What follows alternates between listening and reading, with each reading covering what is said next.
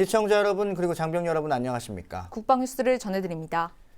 박근혜 대통령은 청와대에서 통일준비위원회 제6차 회의를 개최했습니다. 이 자리에서 박 대통령은 한반도의 평화를 위해 북한 핵 문제는 반드시 해결해야 할 문제라고 강조했습니다. 송민아 기자의 보도입니다. 박근혜 대통령은 5일 한반도의 진정한 평화를 위해 북한 핵 문제는 반드시 해결해야 하는 문제라며 북한 당국이 9.19 공동성명을 비롯한 기존 합의를 지키고 비핵화 의지를 분명히 하면서 대화의 길로 나올 것을 다시 한번 촉구한다고 말했습니다. 박 대통령은 청와대에서 주재한 통일준비위원회 제6차 회의에서 한반도 평화는 통일의 기본 조건이라며 이같이 말했습니다. 박 대통령은 또 한반도의 70년 분단 역사를 마감하기 위해서 남북한의 동질성 확보를 위한 노력을 해나가야 한다면서 이를 위해 지난 8.25 합의를 통해 열린 남북 간 통로를 지속적으로 넓혀가는 노력이 필요하다고 말했습니다. 그러면서 앞으로 남북 간 합의를 통해 남북 교류협력사무소를 설치하고 이를 통해 보건의료와 재난안전, 지하자원을 비롯해 남북 모두의 이익이 되는 분야로 협력을 확대해 나가길 기대한다고 말했습니다.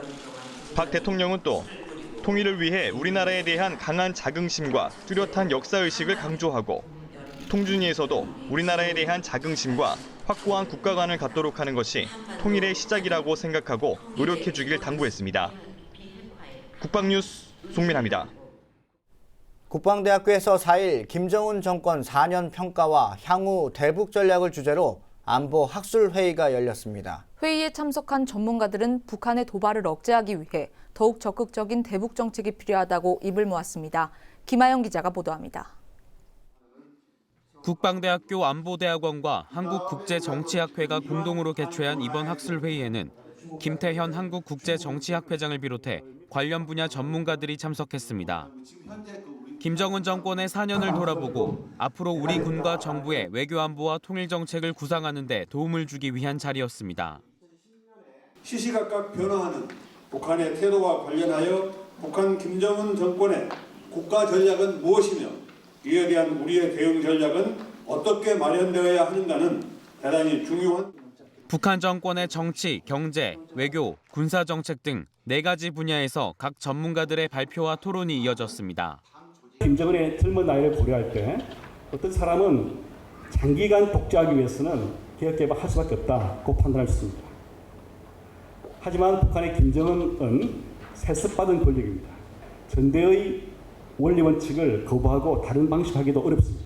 우리가 좀 더 주목해야 될 북한 엘리트들은 40대, 50대의 김정은 제1위원장 주변에서 조언 또는 그 정책적인 실무적인 서포터 역할을 하는 사람들의 구성입니다. 그들이 김정은 제1위원장에게 어떤 식의 조언을 하는가.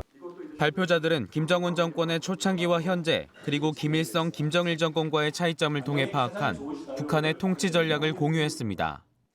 경제적 개혁 개방으로 가느냐 아니면 핵건설 또 핵건설과 경제 병진 노선으로 가느냐 그런 기로에 있는데 북한을 앞으로 이해하는 데 있어서나 우리 대북 정책을 수립하는 데 있어서나 많이 참고가 될 만한 그런 좋은 점들이 많이 논의가 되지 않았는가 그렇게 생각합니다. 회의 참석자들은 지속적으로 북한의 도발을 억제하고 남북 간 대화와 협력을 유지하기 위해 더욱 적극적인 대북 정책을 펼쳐야 한다는 것에 의견을 함께했습니다. 국방뉴스 김하영입니다. 한민구 국방부 장관이 창완취한 중국 국방부 장관과의 회담에서 해군과 공군의 한 라인을 추가로 개설하자고 제안했습니다.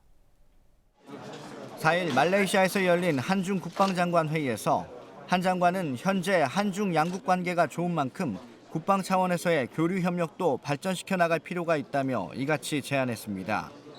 한 장관은 창완취한 국방부장이 우리 측의 제안을 긍정적으로 얘기했다며 양국 국방부 간 직통전화 연결도 조속히 해결하자고 답했다고 전했습니다. 이에 관해 국방부 관계자는 양국 국방부 간 한라인 전화선로는 이미 설치돼 있고 기술적 안전성을 테스트하고 있는 단계라고 설명했습니다. 또 추가로 개설하는 2개의 한라인은 해군과 공군에 각각 설치하고 군사적 우발 충돌을 방지하는 목적으로 사용될 것이라고 덧붙였습니다. 한편 25분간 진행된 이날 양국 장관 회담에서는 군사령부 간 교류를 확대하는 문제도 논의됐습니다. 정부가 5일 관련 부처와 합동으로 특정직 공무원 인사혁신 추진 계획을 밝혔습니다. 이 가운데 군인의 경우 성범죄에 대해 엄격한 잣대를 적용하고 현역 법무 부적합자 조사 대상과 기준도 강화됩니다. 군 여성 인력 확대 목표 연도를 2020년에서 2017년으로 앞당기고 전방근무 여성들을 위한 의료 서비스 제공도 확대하기로 했습니다. 양유름 기자의 보도입니다. 특정직 공무원은 교원과 외무, 군인, 경찰, 소방, 해경 등 6개 직종에 종사하는 공무원입니다. 정부가 이들 공무원에 대한 인사혁신을 적극 추진하기로 했습니다. 정부가 밝힌 특정직 공무원 인사혁신 추진 계획에 따르면 군인의 경우 먼저 성범죄에 대해 채용 단계부터 엄격한 잣대를 적용하기로 했습니다. 간부 임용 결격 사유를 벌금형 100만 원 이상으로 확대하고 징계 기준을 정직 이상 중징계로 강화해 현역 복무 부적합 심사 대상에 포함시켜 퇴출을 원칙으로 하게 됩니다. 군은 또 간부로 부적합한 군인을 걸러내기 위한 복무 부적합 조사 기준을 강화하기로 했습니다. 2번 이상 보직 해임됐거나 중징계 또는 2회 이상 경징계 처분을 받은 간부는 무조건 현역 복무 부적합 조사위원회를 열어 부적합으로 의결되면 전역심사위원회에 회부됩니다. 군 전문인재 양성 방안도 마련했습니다. 미래전 대비 방위 역량을 강화할 목적으로 과학기술 전문사관 제도를 도입하고 사이버 국방학과나 국방 디지털 융합학과 운영, 어학 능력이 우수한 작전기획 전문가 확대 등 사이버전과 신연합 방위를 주도할 인재를 확보할 계획입니다. 우수한 여성 인재 확보 목표도 조기에 달성하기로 했습니다. 국방개혁에 관한 법률에 따라 군 조직 내 여군 비율을 2020년까지 장교 7%, 부사관 5%까지 확대하려던 것을 여성 ROTC 선발 인원 확대 등을 통해 2017년까지 앞당기기로 한 겁니다. 일과 가정 양립문화 조성을 위해 전방에 근무하는 여성들을 위한 의료 서비스도 확대됩니다. 춘천 등 전방 지역 산부인과 전문의 배치, 임신 진료비 1회당 10만 원 지급, 화장실 등의 편의시설 확충 등입니다. 이 같은 인사혁신 계획은 내년부터 시행에 들어갑니다. 국방뉴스 양희룡입니다. 공군이 제51회 공군 기본훈련 종합경연대회를 개최했습니다. 이번 대회는 군인이라면 필수적으로 갖춰야 할 자질인 지상사격과 화생방, 응급처치 등 3개 항목을 평가하고 있습니다. 심예슬 아사의 보도입니다. 8분 안에 보호의를 얼마나 신속하고 정확하게 착용하는지 평가하는 화생방 평가. 장병들은 상하 보호의와 보호장갑, 전투화 덧신을 정해진 순서에 따라 올바르게 착용해야 합니다. 평가관은 단추 하나, 매듭 하나까지 빠뜨린 것이 없는지 꼼꼼히 확인합니다. 이 밖에도 심폐소생술과 지혈법 등을 보는 응급처치를 통해 유사시 종합적인 조치 능력을 평가합니다. 지상사격은 권총과 소총으로 구분하며 전시 화생방전 상황을 가정해 주 야간에 방독면을 착용하고 사격 기량을 겨루고 있습니다. 공군본부가 장병 전투능력 향상과 기본훈련 활성화를 위해 매년 개최해온 기본훈련 종합경연대회는 올해로 51회째를 맞았습니다. 총 39개 부대에서 선발된 장병 360여 명이 참가하여 지상사격, 화생방, 응급처치 3개 부분에서 1년간 갈고 닦는 실력을 뽐내는 대회입니다. 이번 대회는 공군 장병들의 연간 기본훈련 성과를 확인하고 개인 전투 능력을 향상시키는 데 기여할 것으로 기대됩니다. 국방뉴스 심예슬입니다. 해군 사관생도들의 순항훈련은 지난 1954년부터 시작됐는데요. 올해로 62회째를 맞은 순항훈련 전단이 역사상 처음으로 네덜란드를 방문했습니다. 네, 이들은 네덜란드 헤이그에 위치한 이준열사 묘적지를 방문해 환경정화를 실시하고 이준열사의 독립정신을 되새기는 시간을 가졌습니다. 원동환 중사의 보도입니다. 아시아와 유럽 등 15개국을 순방 중인 해군 순항훈련 전단이 지난달 31일 네덜란드를 방문했습니다. 이번 네덜란드 방문은 62년 해군 순항훈련 역사상 처음입니다. 해군 역사상 처음으로 우리 군함이 우리 손으로 만든 우리 대한민국 국민 손으로 만든 군함을 가지고 저희들이 노트르담에 와서 가슴 설레이는 그런 기분을 가지고 입항하게 됐습니다. 순항훈련 전단은 최종년 준 네덜란드 한국 대사를 비롯해 주요 인사와 교민 등 네덜란드 해군 관계자들이 참석한 가운데 입항 환영 행사를 가졌습니다. 훈련 전단은 3일 동안 양국 해군 간의 우호 증진을 위해 6.25 전쟁 참전용사 보훈 행사와 함정 공개 행사 등 다양한 군사 외교 활동을 펼쳤습니다. 네덜란드는 6.25 전쟁 당시 육군과 해군의 전투병력 5,300여 명을 파병했습니다. 이번 네덜란드 방문을 통해 한국과 네덜란드 간의 양국 관계가 더욱 증진될 수 있는 계기가 되었으면 좋겠습니다. 아이들한테 대한민국도 보여주고 우리나라의 그 해군의 그 유용도 보여주고 여러 가지로 산 교육이 아닐까 싶어가지고 오게 됐습니다. Visit by the Korean ships here in Rotterdam. So we came here just by chance, and we enjoyed our visit to your ships very much, and we feel very welcome. And I hope we will visit Rotterdam again.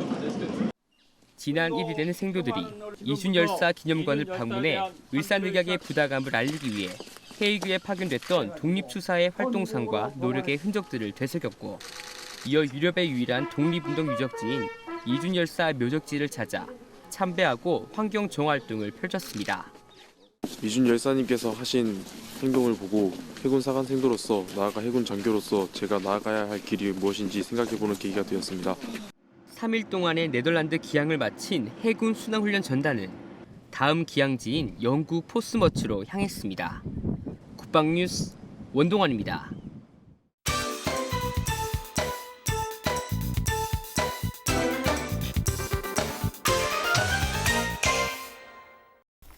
네, 김진무 박사의 북한군 이야기의 시간입니다. 이번 시간에는 장교들의 숙소에 대해서 한번 알아보겠습니다. 네, 한국국방연구원 책임연구위원인 김진무 박사 모셨습니다. 안녕하십니까? 안녕하세요.